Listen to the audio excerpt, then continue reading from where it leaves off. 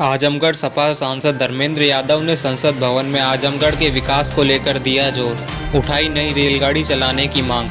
संसद में धर्मेंद्र यादव ने आजमगढ़ में जन्मी महान हस्तियों से संसद को रूबरू कराया, तो वहीं कहा कि आजमगढ़ में इंटरसिटी ट्रेनों को शुरू किया जाए। मेरा अनुरोध है कि आजमगढ़ से दिल्ली के लिए एक नई ट्रेन को शुरू किया जाए। लोकसभा में सपा सांसद धर्मेंद्र यादव ने आजमगढ़ के विकास कार्यों समेत कई मुद्दों को लेकर चर्चा की। उन्होंने वाराणसी से लालगंज, आजमगढ़, गोरखपुर को जोड़ने वाली नई रेल लाइन के बजट पर सवाल खड़े किए। जहानगंज से सठियाओं के बीच रेलवे लाइन पर ओवरब्रिज न होने की समस्या से जाम की समस्या को लेकर भी सवाल उठाए। रानी की सराय अंडरपास की भी मांग की। धर्मेंद्र यादव ने आजमगढ़ को स्वर्गीय मुलायम सिंह यादव की कर्मभूमि से संबोधित करते हुए कहा कि केंद्र सरकार आजमगढ़ पर ध्यान दे। श्री धर्मेंद्र यादव।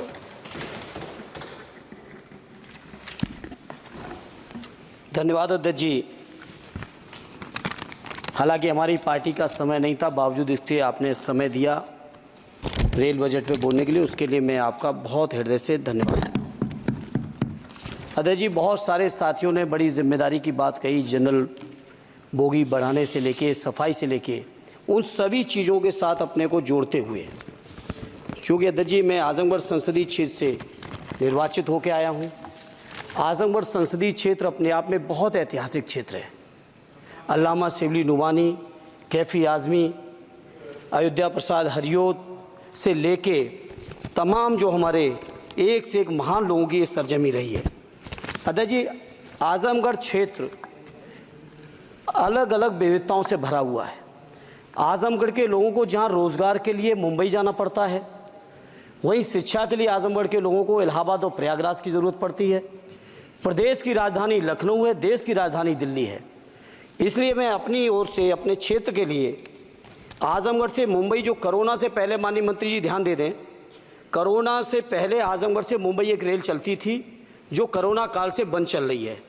हमारा अनुरोध है कि उस रेल को न केवल वो साप्ताहिक थी, उस रेल को हर दिन के लिए शुरू किया जाए, बल्कि साथ ही साथ आजमगढ़ से लखनऊ, आजमगढ़ से इलाहाबाद, जहाँ पे इंटरसिटी से डेली लोग आवागमन कर सकें, आ जा सकें, उसके लिए इस ट्रेन को भी शुरू कराने की कृपा करें। साथ ही साथ अध्यक्ष जी, आजमगढ़ से दिल्ली जाने का केवल एकमात्र जरिया कैफिया ट्रेन है, और कैफिया ट्रेन के में बैठने का टाइम तो सुनिश्चित है, लेकिन कब पहुंचेंगे इस बात की कोई भी जिम्मेदारी और गारंटी नहीं है। इसे मंत्री जी मैं आपसे अनुरोध करूंगा कि आजमगढ़ से दिल्ली के लिए एक नई रेल लाइन, नई रेल ट्रेन शुरू करने की कृपा करें। मैंने जनरल बजट की चर्चा में भी जिक्र किया था, आजमगढ़ से बनारस से बायां आजमगढ़ गोरखपुर तक नई रेल लाइन का बड़ा प्रचार किया गया। अध्यक्ष जी, हमसे पूर्व सांसद ने बहुत प्रचार किया कि हमने सैंक्शन करा दिया है, लेकिन उस पर अभी एक भी रुपए की बजट न स्वीकृत है, न उस योजना का स्वीकृत है। सर्वे ज़रूर हुआ है, डीपीआर ज़रूर बनी है, लेकिन उसकी स्वीकृति मंत्री जी और फंड अभी बाकी है। मैं उम्मीद करता हूं कि आप इसको ज़रूर ध्यान देंगे। साथ ही साथ अध्यक्ष जी, आजमगढ़ में जहानागंज से सठियाओं के बीच रेलवे ओवरब्रिज न होने की वजह से घंटों जाम लगता है। इसी तरह से दो जगह और हैं, कुटवा मझगवां, बालीपुर से रानी की सराय, डुगवा कोटवा रेलवे पर अंडरपास की बहुत ज़रूरत है। अध्यक्ष जी एक मिनट और लेंगे। मैं बड़ा सौभाग्यशाली हूँ अध्यक्ष जी कि उत्तर प्रदेश की 3 विभिन्न लोकसभाओं का मैंने प्रतिनिधित्व करने का मुझे मौका मिला, और वो तीनों ही क्षेत्र सदैव नेताजी की कर्मभूमि रहे, स्वर्गीय शरद यादव जी की कर्मभूमि रहे, माननीय अखिलेश यादव जी की कर्मभूमि रहे।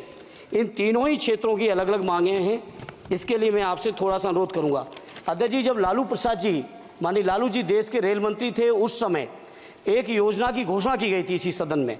वो घोषणा थी मैनपुरी से एटा, कासगंज होते हुए बदायूं, बदायूं से संभल होते हुए गजरौला तक नई रेल लाइन की घोषणा की गई थी माननीय मंत्री जी, माननीय लालू जी के समय, और आज तक उसकी घोषणा पे कभी सर्वे भी नहीं हुआ। इसलिए मेरा अनुरोध है, वो पुरानी योजना है। धर्मेंद्र जी, आप ये समझो अब कि घोषणा होती थी, कुछ नहीं होता था। नहीं, उसके बाद 10 साल से तो आप भी हैं, 10 साल से ये भी हैं अध्यक्ष जी, ऐसा नहीं है 10 साल से ये भी बैठे हैं। चूंकि हमारी पार्टी के पास समय कम है, इसलिए हम उसको ज़्यादा लंबा नहीं कहेंगे। दूसरा, मैनपुरी से घोषणा नहीं की थी, घोषणा उन्होंने की तो थी। पूरा करना इनकी भी जिम्मेदारी है कि अध्यक्ष जी विभाग नहीं बदल गया है, भारत सरकार की जिम्मेदारी है। आज जो ये मंत्री जी घोषणा करेंगे अगले मंत्री की जिम्मेदारी बनेगी, अगले मंत्री की जिम्मेदारी बनेगी।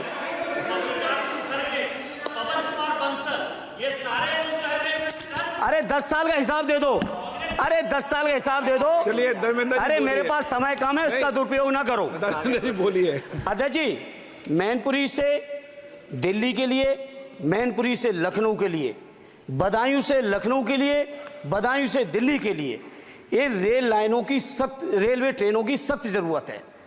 माननीय मंत्री जी, 5वें नंबर की आपकी इकोनॉमी आ गई। आपके पूर्व जो हमारे सदस्य हैं निशिकांत जी, आपके हिसाब से तो सब कुछ बदल गया रेल में।